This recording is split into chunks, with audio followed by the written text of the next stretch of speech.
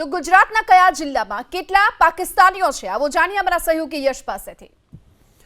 બિલકુલ, હાલ પહલગામ હુમલા બાદ સરકાર દ્વારા પાકિસ્તાનીઓને પરત ફરવાની જે નોટિફિકેશન જાહેર કર્યું છે, ત્યારે બ્રિટિશ કાળમાં દક્ષિણ પંજાબમાં સિંધુ નદી ખીણ ઉપર જે આ રોક લગાવવામાં આવી છે, તેના બાદ હવે જે પાકિસ્તાની નાગરિકો છે ભારતમાં છે, ગુજરાતમાં છે, કયા કયા શહેરમાં જિલ્લામાં છે તે ગ્રાફિક્સના માધ્યમથી સમજીશું। શહેર છે અમદાવાદ। શોર્ટ ટર્મ વિઝા પર 5 નાગરિકો જે છે તે અમદાવાદમાં અત્યારે છે।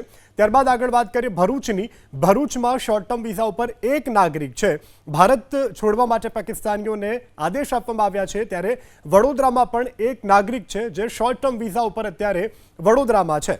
આ તમામ જે લોકો છે જે પાકિસ્તાનથી આવી ગુજરાતમાં અત્યારે રહી રહ્યા છે, તેમાં અમદાવાદ શહેરમાં લોંગ ટર્મ વિઝાના 87 જેટલા નાગરિકો છે કે જે અત્યારે હાલ પાકિસ્તાનથી ગુજરાતમાં આવ્યા છે, ભારતમાં આવ્યા છે। સુરતમાં 44 જેટલા લોકો છે આ લોંગ ટર્મ વિઝાવાળા પાકિસ્તાની નાગરિકો છે, જેની આપણે વાત કરી રહ્યા છીએ, ગ્રાફિક્સના માધ્યમથી સમજી રહ્યા છીએ। ત્યારબાદ કચ્છની વાત કરીએ। કચ્છમાં લોંગ ટર્મ વિઝા અંતર્ગત 53 જેટલા નાગરિકો અત્યારે ભારતમાં છે, જેને પાકિસ્તાન પરત ફરવા માટેનું નોટિફિકેશન જે છે તે કેન્દ્ર સરકાર દ્વારા પ્રસિદ્ધ કરવામાં આવ્યું છે।